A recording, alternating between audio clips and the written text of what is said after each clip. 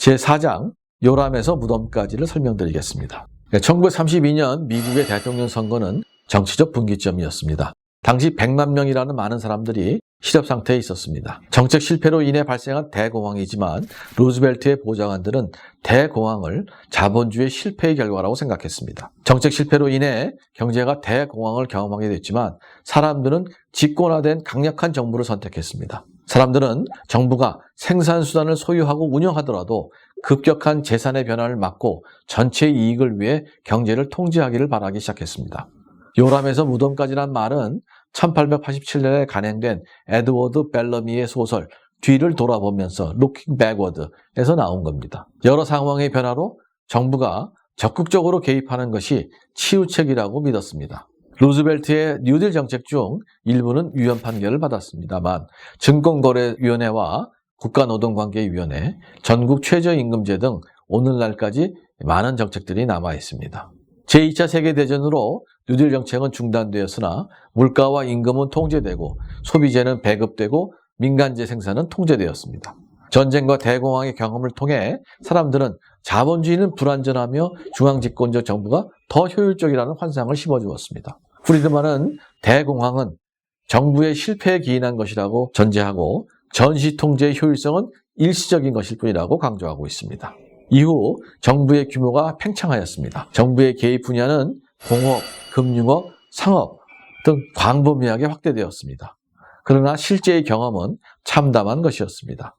정부가 공표한 목적을 달성하는 데 모두 실패하였습니다. 경제 계획이 자유의 개념과 충돌하고 국민도 반발하기 시작했습니다. 산업의 국유화는 영국, 스웨덴, 프랑스, 미국 등에서 비효율적이었고 큰 손실을 낳았습니다. 복지 분야에서도 정부의 개입이 팽창됐습니다. 미국에서는 린든 존슨 대통령이 1964년 빈곤에 대한 전쟁을 선언한 이후 폭발적으로 증가했습니다.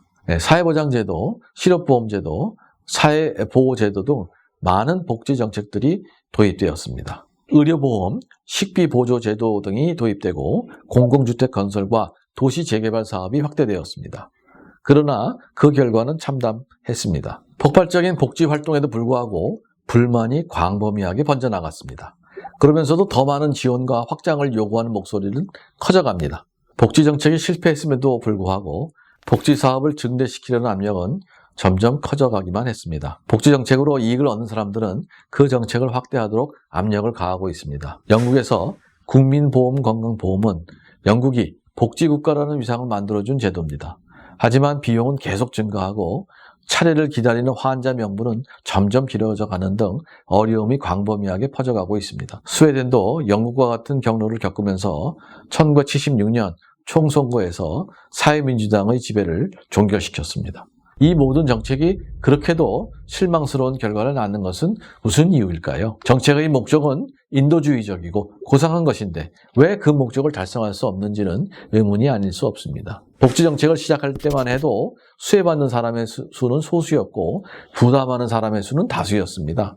적은 비용으로 도울 수 있었지만 수혜가 확대될수록 문제가 드러나게 되었습니다. 복지정책에는 구조적인 문제를 가지고 있습니다. 타인의 돈을 나를 위해 쓰거나 타인의 돈을 타인을 위해서 쓰는 경우가 대부분입니다. 나를 위해 다른 사람의 돈을 쓸 때 아껴서 최소한을 쓸 요인이 없습니다. 더욱이 다른 사람의 돈을 다른 사람을 위해서 쓴다면 세심하게 살펴서 돈을 쓸 이유도 없습니다. 사회의 도덕적 구조도 악화시키고 힘을 사용하게 하는 것이 복지국가의 핵심적인 부작용입니다.